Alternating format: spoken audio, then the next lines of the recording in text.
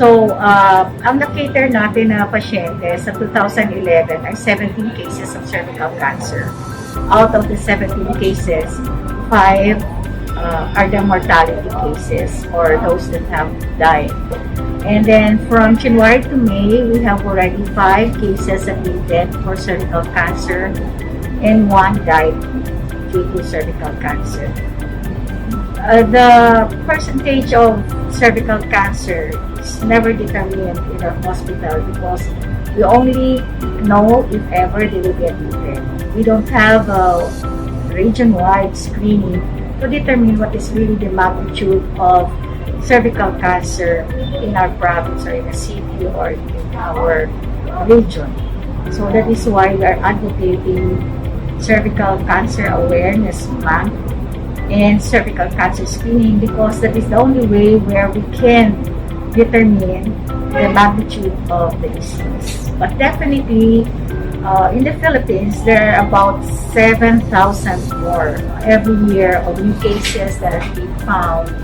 And then out of that, 3,000 plus of patients die because of cervical cancer. So, cervical cancer sometimes are asymptomatic in the early stages or pre-malignant conditions. So that is why screening is very important because sometimes you don't feel anything.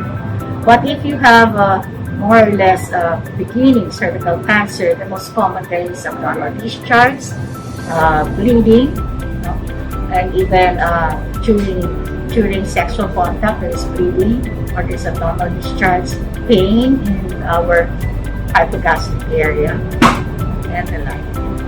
So, yes, yesterday we did have our lay forum for awareness of cervical cancer. This was successful. And then now, until this afternoon, we will be catering free smear screening and visual inspection of acetic acid because definitely by VIA, this is another type of screening. You can immediately see if there are abnormalities and definitely we can immediately cater them and then manage them accordingly. So this morning we have already 92 patients that have been catered. This afternoon, other patients that are pre-registered in our barangays will be coming over. So we're expecting about 150 to 200 patients that we can cater. So, sa mga kababaihan, ang cervical cancer ay talagang pwede natin supuin. Ang atin lang is kailangan nating magpa-screen regularly maski mayroon tayong naramdaman o wala. So, definitely lahat ng mga kababaihan dapat magpa-submit for pap smear screening at saka vaccination. Kasi yung cervical cancer, 90% doon ay nagka-cause ng ang ating human papillomavirus infection. 90% of the causes of cervical cancer. So, kung sakasakaling ito ay early ma-detect, ibig sabihin hindi ito dapat magiging sanhi ng kamatayan ng kababaihan.